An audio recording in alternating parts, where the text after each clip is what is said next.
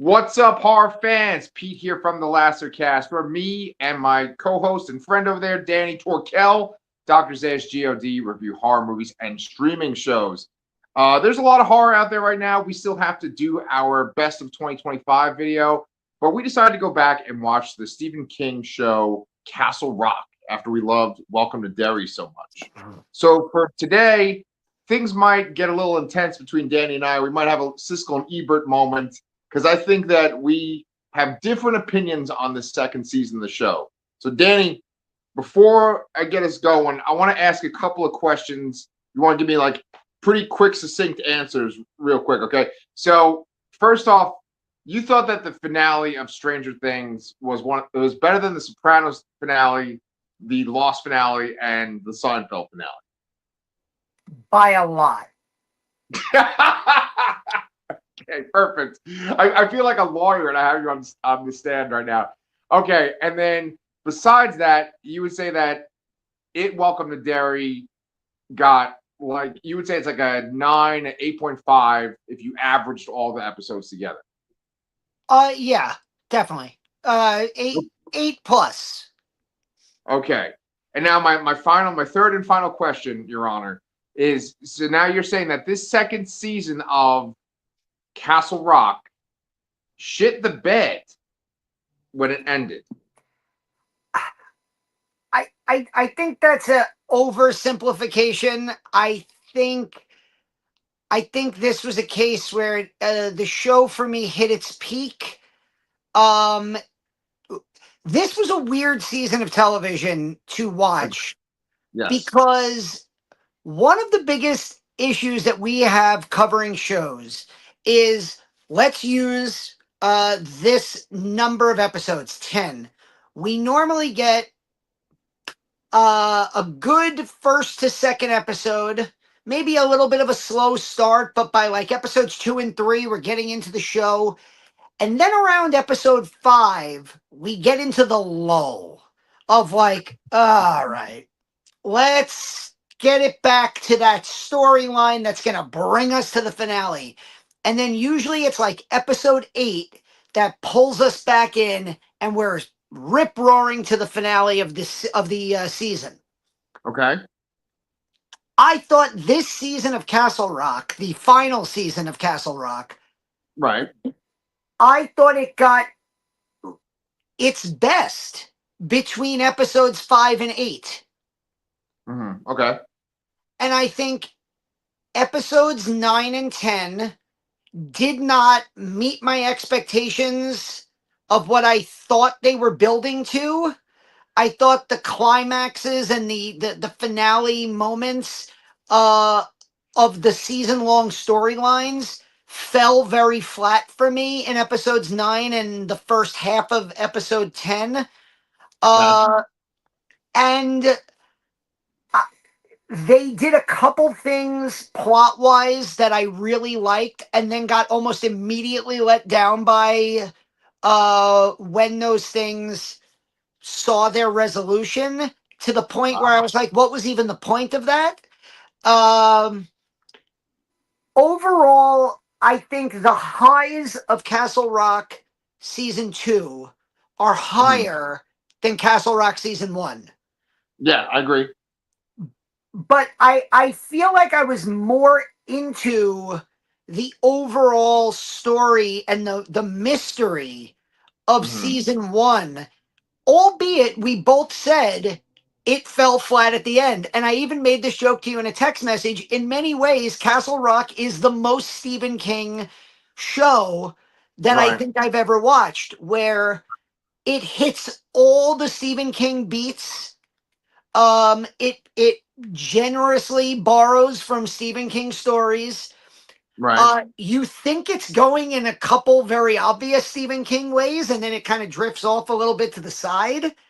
And then I thought both seasons kind of ended with wet fart moments. And I think that is, I mean, look, Stephen King even made a joke about it himself in the movie It, where he has a cameo, and he tells James McAvoy, that who is an author in the book, he in the movie rather, he tells him, "Oh, I read that book, didn't like the ending." So even Right. Stephen King is in on the joke that a lot of the times he's maybe the greatest storyteller of our lifetime, maybe in several lifetimes.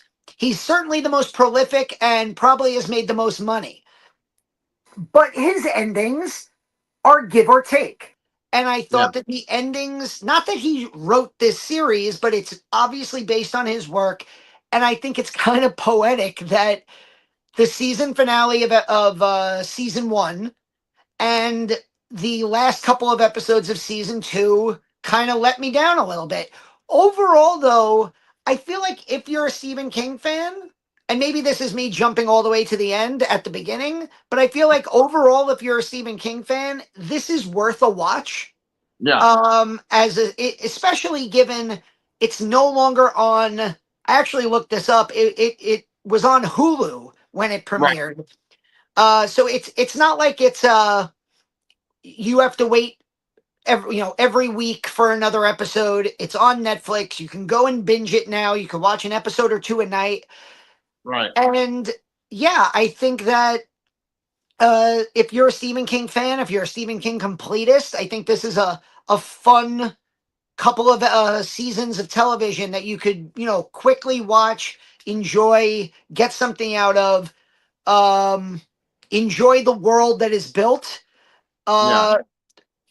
But I didn't think this was as good as it Welcome to Derry. Okay. And I didn't think this was as good as a number of the Stephen King films that came out this year. But I think this I think it's worth the watch. I didn't love it though. Okay. Okay. Okay. Interesting. I don't know if I actually liked this more than Welcome to Derry. I'm not sure.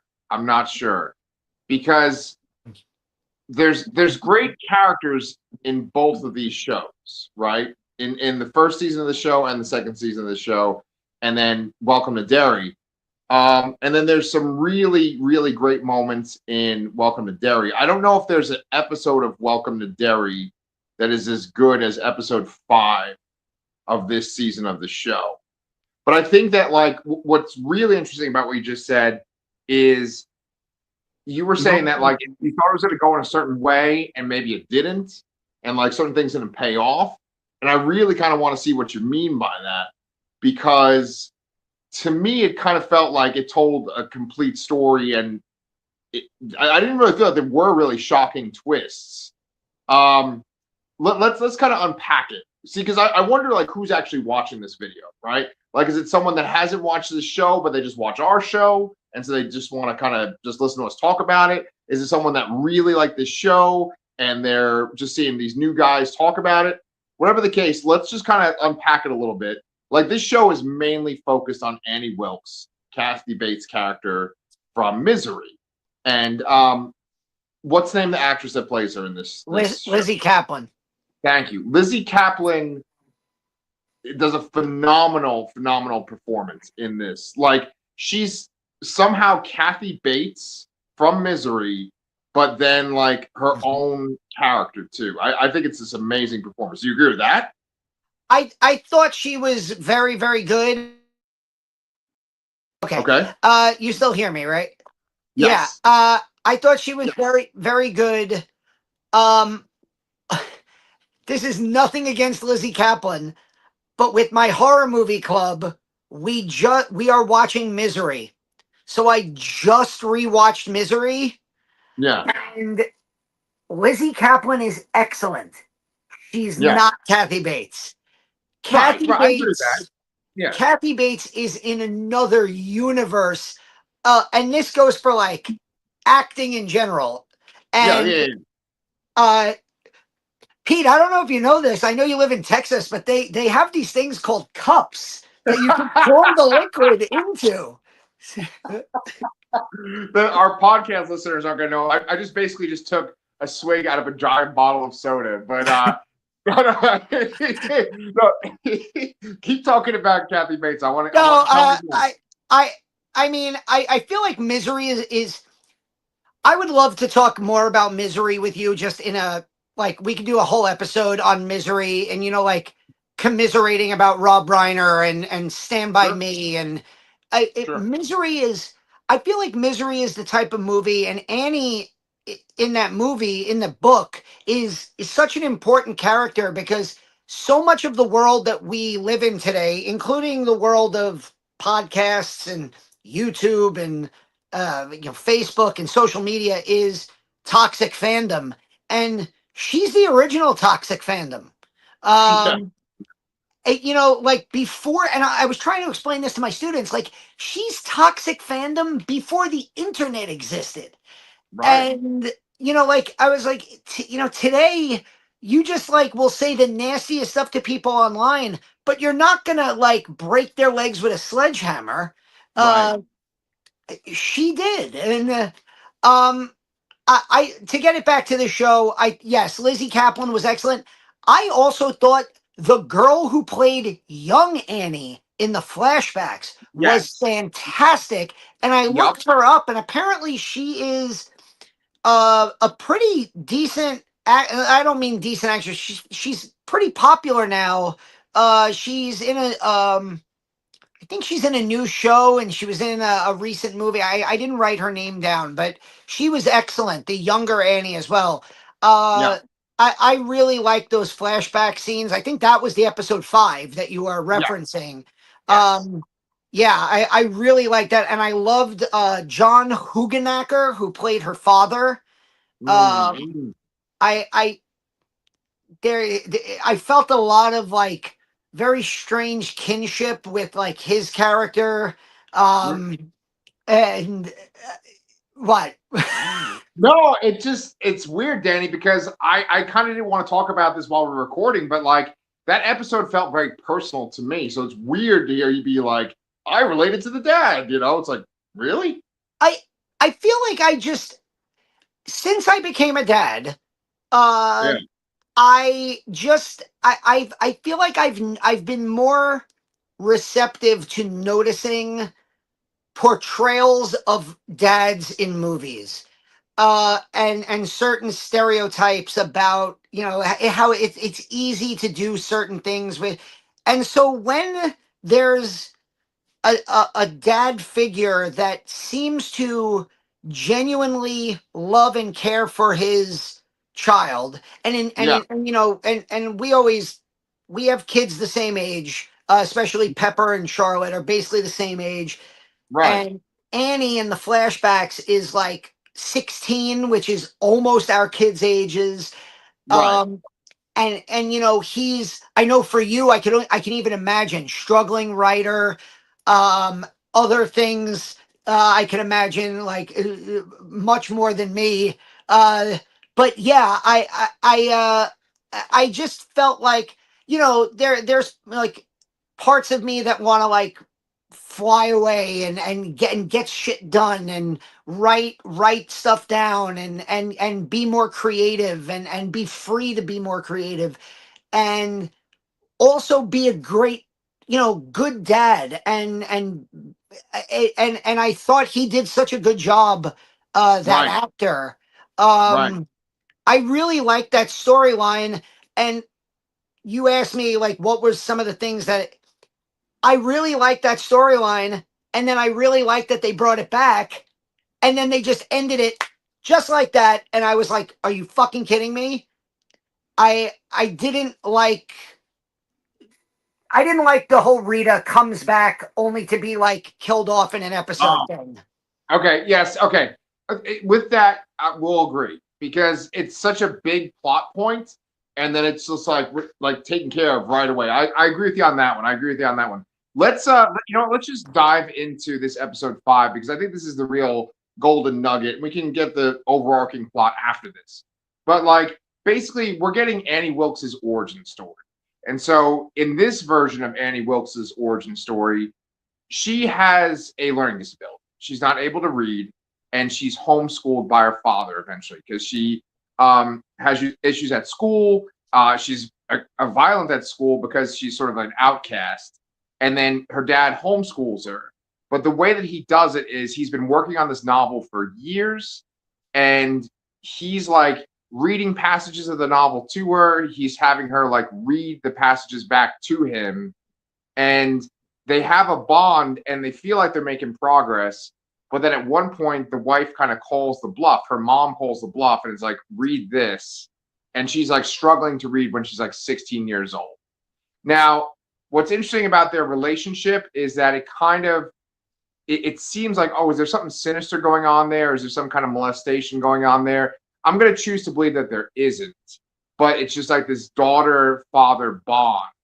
And as something that I can like relate to quite well is when you are like a creative person, when you're like a writer, and if you're with a partner that's very much like rooted in the real world and like paying the bills and stuff, you can often like come off as like a loser, or you can often come off like you don't have your priorities right.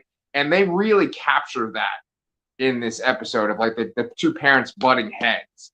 Now, what ends up happening is the dad has essentially failed to tutor Annie Wilkes. So they bring in this outside tutor. And then all of a sudden it becomes like a porn movie or something, or like a Cinemax thriller where the tutor, she has this conflict with the dad about how she's teaching Annie to read. But then all of a sudden there's this like almost like surprising scene where she's like, oh, well, actually I've read your work. And and you're like, wait a minute, are they going to bang? And then, yes, they did bang because there's a baby that is produced. So can I tell you what, and again, I hope this doesn't sound really fucking weird. Do it. But there is a very loud undercurrent of homoerotic feeling throughout this season. I thought her okay. Joy and Chance, who's like her. Oh, yeah. Okay. Right. Right. There's definitely a homoeroticism there where they have like Joy being Annie's daughter has this, there's never anything, even a kiss, but there's definitely feelings there with this other girl that she meets who she becomes friends with. Absolutely. And I thought that when Rita, the tutor, came into the house, I thought originally there was some of that with Annie, where Annie felt something for Rita.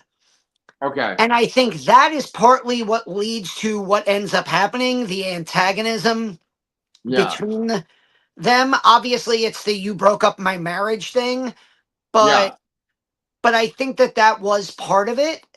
And I originally was like, are they going to make this tutor like hook up with the 16-year-old Annie Wilkes? Because that would be weird. And then they went in that, and I completely agree with you. That scene really was like because I thought originally they were setting up the dad to kind of be like an antagonistic asshole. Right. And that scene where she's like, look, you have to like let me talk, let me be the tutor. And oh, by the way, I really liked your work. And he's like, wait, what?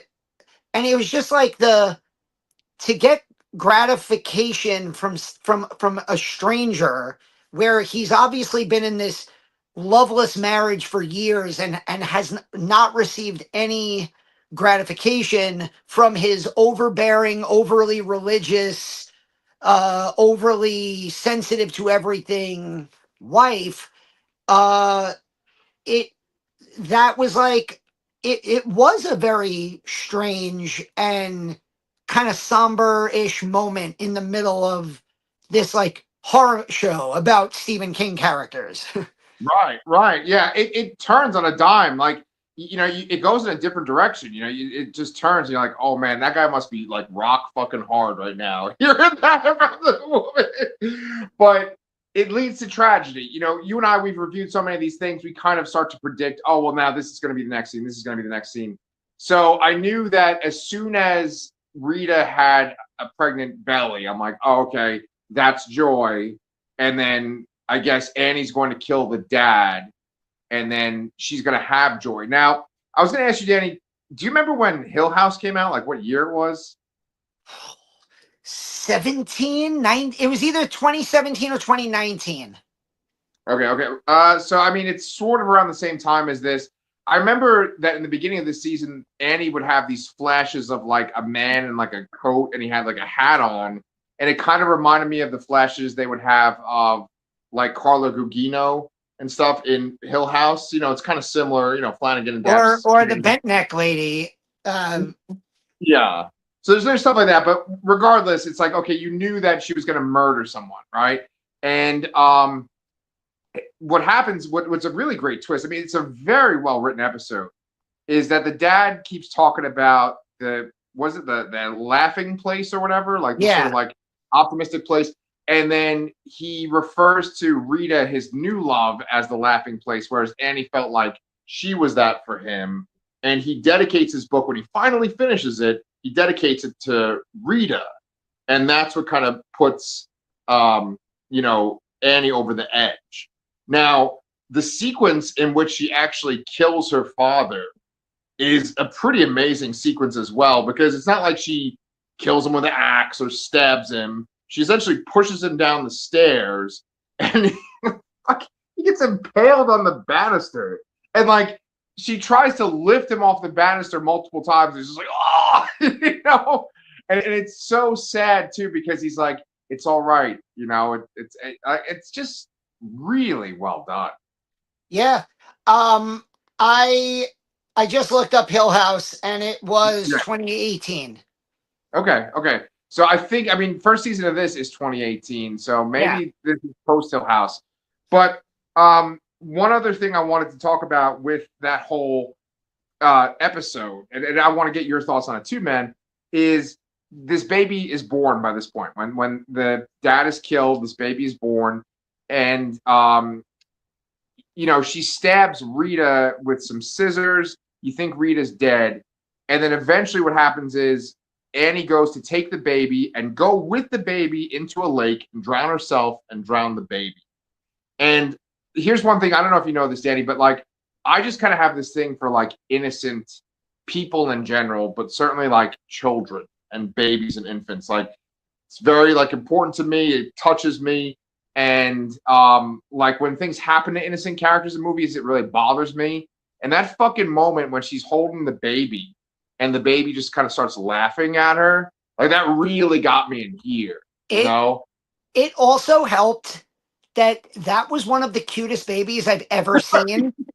And like, again, this is just like, I'm a dad. I remember holding a baby, and like the baby's crying, and then the baby just starts giggling and puts on this silly baby face. And I'm just like, oh, okay.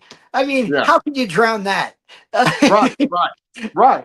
And so, I don't want to like jump to the very end of the show, but to me, I felt like the ending was very effective because it was like symmetry. Like it was like, these two scenes mirror each other. Well, go ahead. No, I agree with you. And again, yes, jumping to the end, I agree with you that the symmetry was good.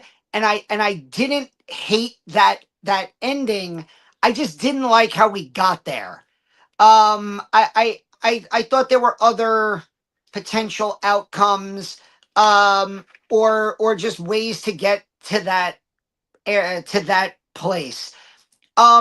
We're 24 minutes in. We've talked basically about episode 5. Do you want to get into the overarching story of this season, which involves Somali refugees, competing malls, an awesome Tim Robbins, and basically Castle Rock and its neighboring town, Jerusalem's Lot. Right. Which you asked me at the beginning, you really wanted to know where I thought the show kind of went off in this weird direction. And so early in the show, I think it's actually episode 1 of the season, Ace Merrill, a character who Stephen King fans will know as Kiefer Sutherland in Stand By Me, Right. he's played by Paul Sparks, who I fucking love. He's I one of those. love. Yeah. Paul Yeah. Oh, yeah. Sparks. Yeah. Go ahead. Go ahead. I keep cutting you off, but I needed to like name drop the things that he's been in because he's in such good shit all the time. He's in fucking Boardwalk Empire. He's in The Night of, which is an amazing fucking miniseries on HBO. He's in Thoroughbreds, which is a really fucking great movie. He's in House of Cards. I mean, those are just a few things that he's in. He's one of those actors that everyone knows who he is, but very few people, I bet, know his name. And Right. and in fact, that was me because I was like, who the hell is Paul Sparks that he's second listed in the credits? And then all of a sudden I'm like, Boardwalk Empire, House of Cards, holy shit. Right. He is Ace Merrill, the basically adopted nephew slash son of Tim Robbins, and he's Ace Merrill. He's a piece of shit, and I think it's he tows Lizzie Kaplan, Annie Wilkes' car after they have an accident, and he does some background check on her to find out that she's like basically been running from town to town. We find out why she's been running later on. We kind of just mentioned it. It turns out Rita, the mom of her daughter, who her dad was with, survived a knife attack from Annie, and she's been running ever since. Right. But Ace goes into the little cottage that Annie is staying in, and basically Annie reacts in a way that you would expect from Annie Wilkes at being challenged. She takes an ice cream scoop, rams it into his throat, and in a just graphically disgusting kill, she kills him by ramming an ice cream scoop down his throat. And then she takes his body to a lot in Jerusalem's lot and tries to bury it, tries to just dump the body. And that uncovers a bunch of what look to be caskets. Right. And I think everyone watching this show back in 2019 and me in 2026 now saw that and went, okay, we're doing Misery meets vampires. Here we go. It's Salem's Lot and Misery, and we're coming together. And it went, nope, we're doing an angel plot. And it instead tells almost, and I wish it would have done this a little bit more. It kind of goes in the direction of The Witch. Or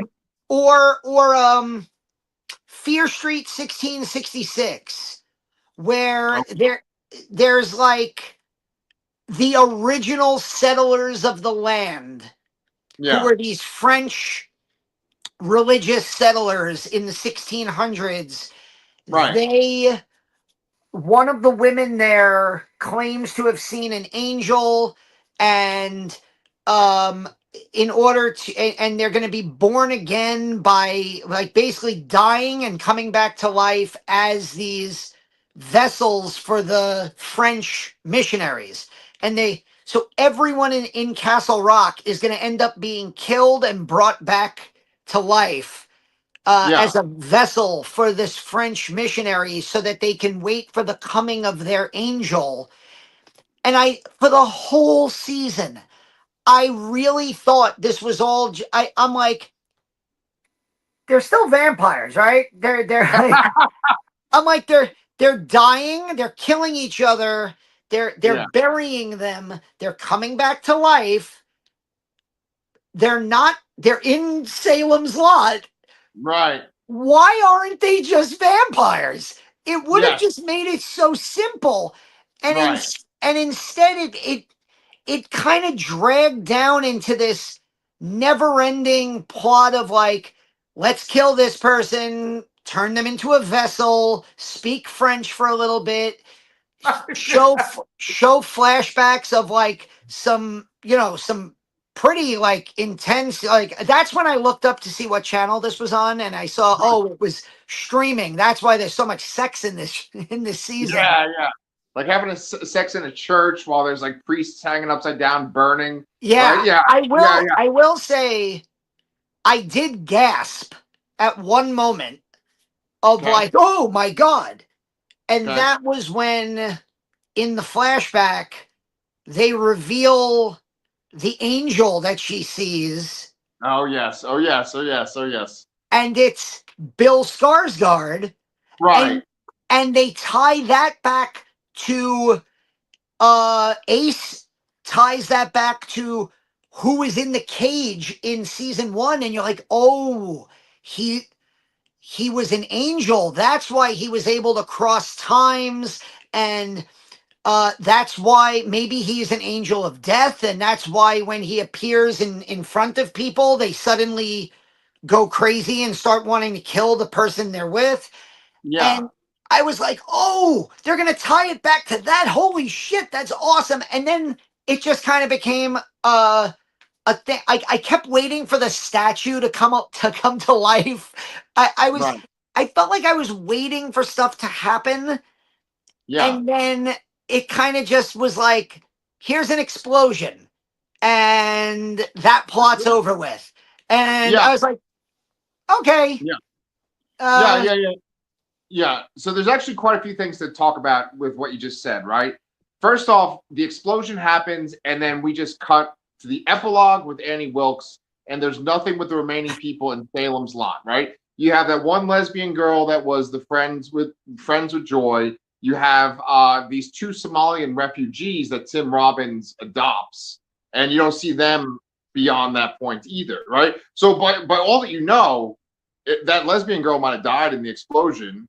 The Somalian refugees, I don't think they do die. We should talk about them too, because I did like both of them, and I liked what was going on there with them. But I wanted to kind of talk about this show and the 2 seasons and what they chose to do, right? The way that the last season ended, the main character, he now has Bill Skarsgård in the cage that he started out in the beginning of season 1. That's the way that season 1 of the show ends. It's like full circle. He's back in the cage. And Melanie Lynskey, who was also a major character in the first season, you know that she's left Castle Rock because she's like with her like grandmother or something in Florida. Like, and so it's like, okay, that's why Melanie Lynskey's not there. You could kind of make the assumption that the main character, that he died, or like maybe even the witches killed him or something, or Bill Skarsgård killed him, or who knows, right? But he's nowhere to be found in Castle Rock, even though he's living there at the end of the first season. To me, Danny, what I kind of wanted to talk about, what I wanted to ask you about was, does it make sense to connect the Bill Skarsgård character with this whole witch thing? Because I feel like that was almost an afterthought. Like they had this witch thing and they're like, oh, we can tie it back by tying in Bill Skarsgård, because it's like, it kind of doesn't make sense. Like Stephen King stuff, he has done stuff, especially with The Dark Tower, where like people will go from one world to the other, and they'll be like a different person when they go to that world, especially like the Man in Black, right? Because I'm pretty sure the Man in Black is Randall Flagg from The Stand. Yeah, it's like different versions of the same character. Walter O'Dim, or several of the other names he has. Right. So it's like, is the Crimson King another version of that, or is that a different character? I think the Crimson King works for. Right. Yeah, the Man in Black works for the Crimson King. And are Randall Flagg and the Man in Black 2 separate characters? Like, who knows? Like, it's kind of ambiguous, but like to me, the first season made it like the reason why Bill Skarsgård caused this issue was because this thing they called the schisma, which they even reference in this season too. They say that the lake itself around Castle Rock is almost like an amplifier for the schisma, right? It's like the voice of God, and that's what hypnotizes all the people in the town when they see the statue. But it's like, is it that some kind of weird fluke happened and like Bill Skarsgård's not supposed to be in this reality, and that's why there's this effect? or is it like, is he this like supernatural creature? You know, because there's a whole episode of the first season where they show Bill Skarsgård's life in another reality, and Yeah, how it and like he's just a regular guy. right. So it's like, does that make it more confusing and not as satisfying for you? Is it more intriguing for you? Like, how do you feel about the connection between season 1 and season 2? It felt weird that they referenced things, but with almost no time disparity. So I didn't know if season 1 happened 10 years before, 20 years before. Right, Like the idea that there's all these Somali refugees in a small town in Maine, and that's, just happened. The fact that, Melanie Linsky's character is trying to revitalize Castle Rock in season 1. And it's like in season 2, there's, this character of Pop Merrill who he's just Pop to everyone. He's like the most, he's that guy in this town that everybody knows. He's like, every small town has a Pop Merrill probably. right, And he mentions that he was friends with Alan Pangborn and he knew Warden Lacey. But it's right. like it almost felt like those lines of dialogue were tacked on for like just the barest amount of connection. Like if they didn't tie back to the cage and the letters that Alan Pangborn had, I almost feel like they could have done what they needed to do either way. Like Yeah, to get to the finale that they got to, it felt I they could have even used Bill Skarsgård because he doesn't even speak in this season. I don't think he does. He just no. has like 2 moments where he's like a cloaked figure on a mountaintop. Right. And you're like, okay, the idea that like you said, it's the same image, the same figure Yeah, is the angel from the 1600s as the kid from season 1, this yeah, mysterious being in a cage who might be Henry Deaver and might be, you know, an angel of death. We don't know, or the devil. They thought he was the devil. right. And yeah, I don't know. It didn't feel very connected other than Castle Rock. Like I think is the bar the same bar that they drink at? That felt I don't like know. the only shared location.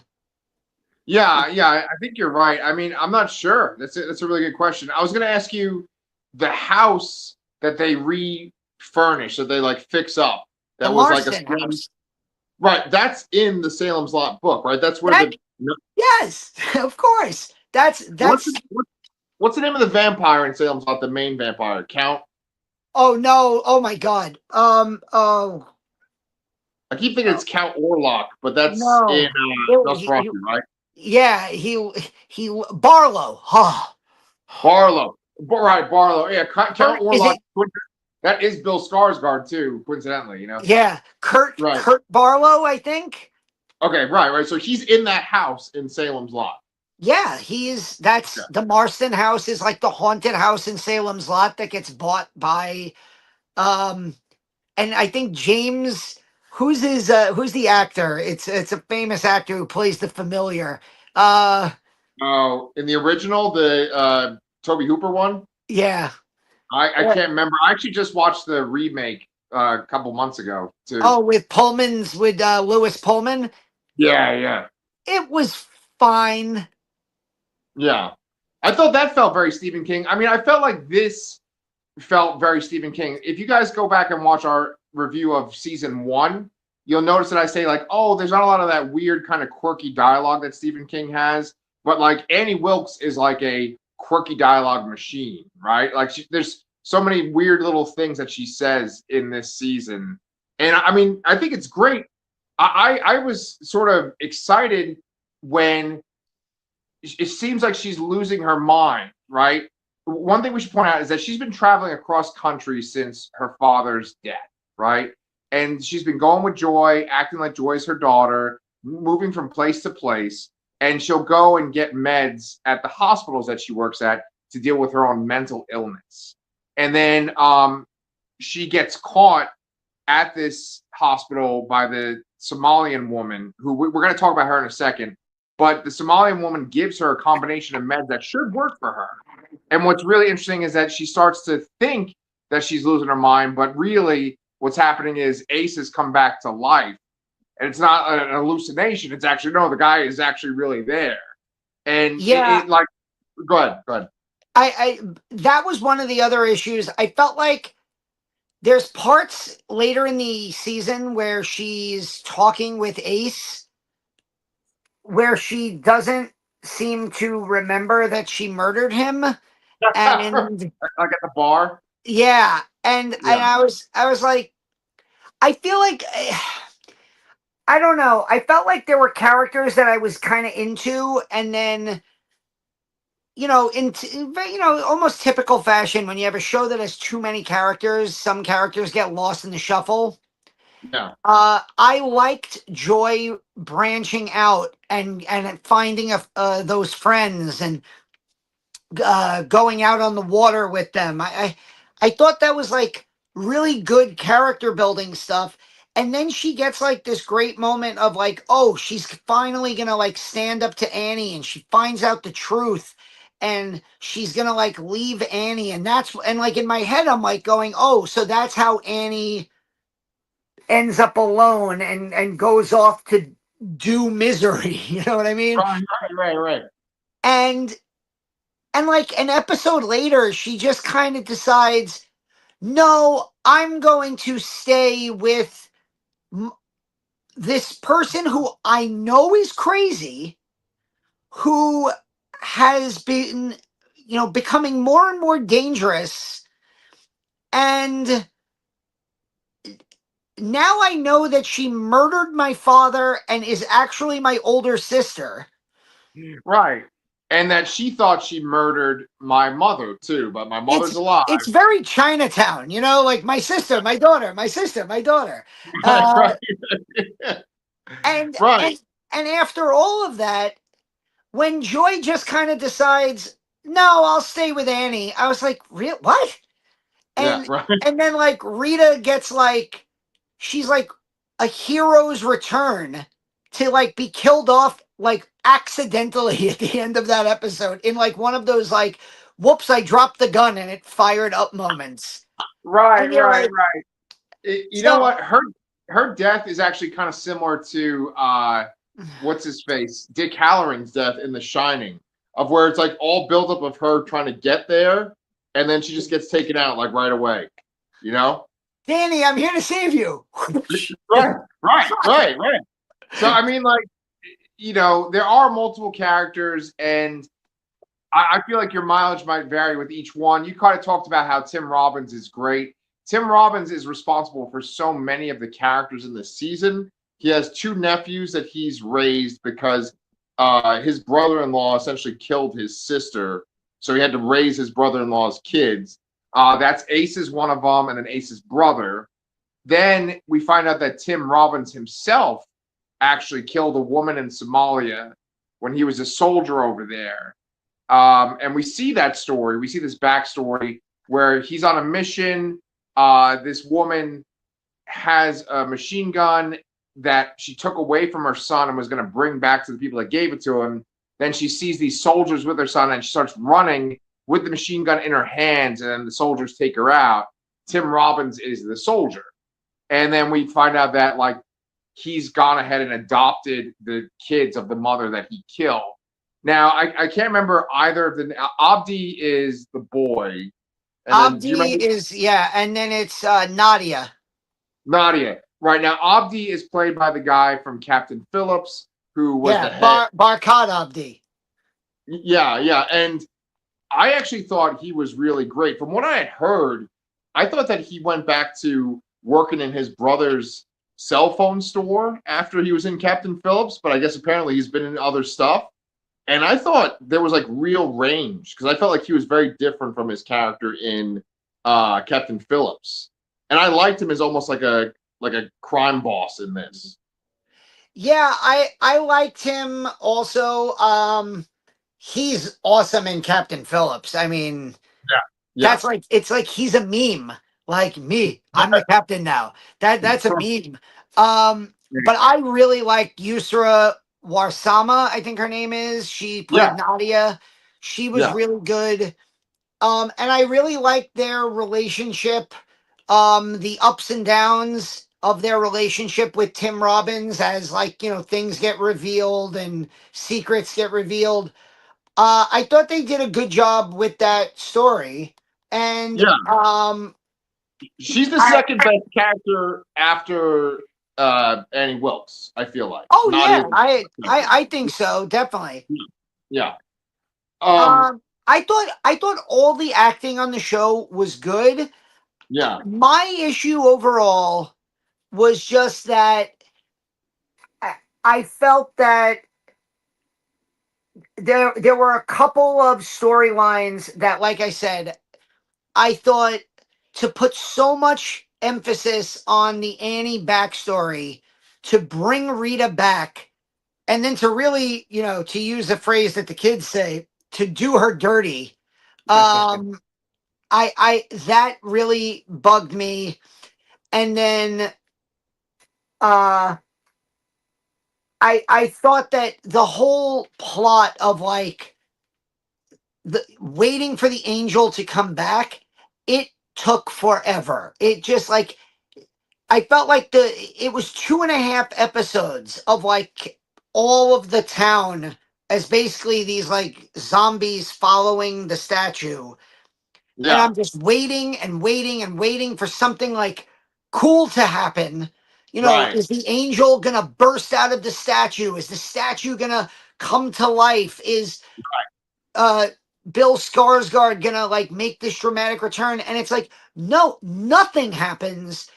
And before they can finish their plot, Tim Robbins is able to like inject himself with medicine to kind of overcome the the possession, Right. and he like detonates the bomb on himself to take out the Marston house and the statue. And Yeah. yeah, Don't you think it's funny, Danny, that within a couple of weeks' time, we both watched a finale where there is a whole town's worth of people, or most of a town's worth of people, in a procession, hypnotized, following Bill Skarsgård. Right? yeah, and you brought up Nosferatu, but that's a lot of what Nosferatu is too.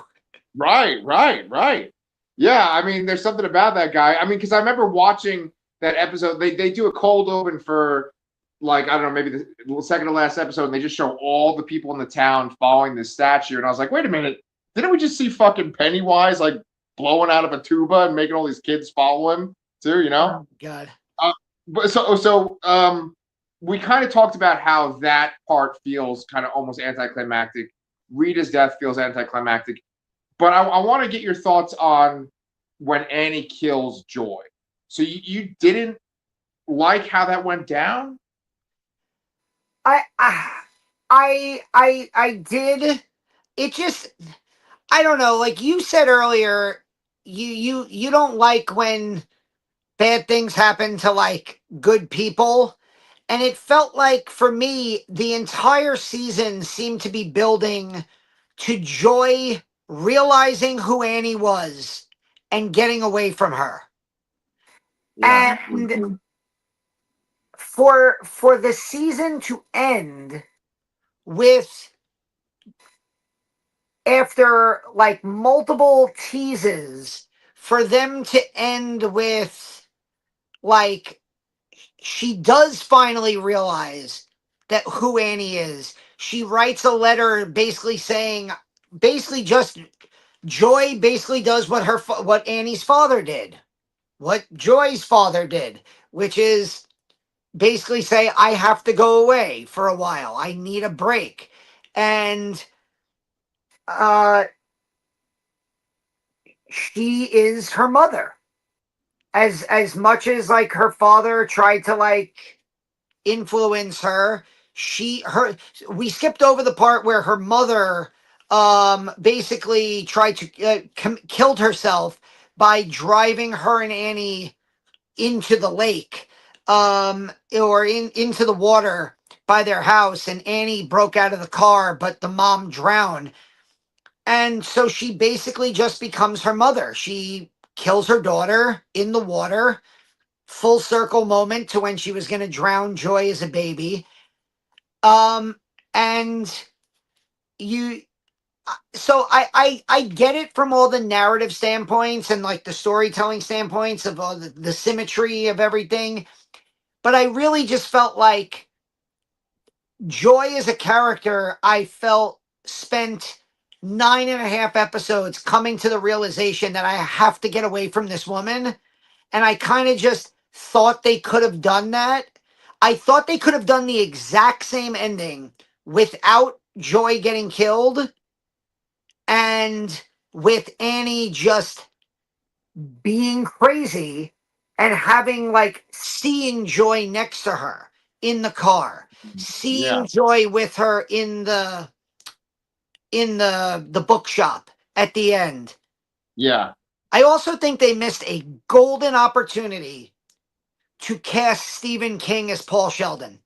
Yeah, yeah. I did think he was going to be at that podium at the very end there. Didn't you think that the camera was going to pull back and the last thing you saw was going to be Stephen King up there going, "Hi, Yeah. I'm Paul Sheldon, and this is a reading from Misery."